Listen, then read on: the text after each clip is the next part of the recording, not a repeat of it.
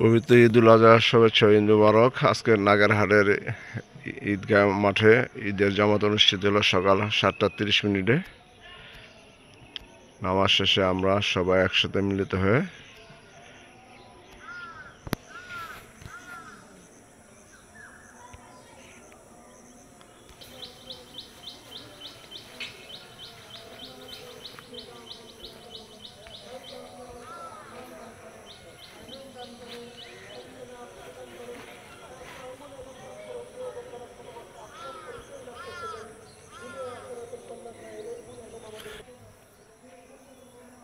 Eid Mubarak, Eid Mubarak, Eid Mubarak.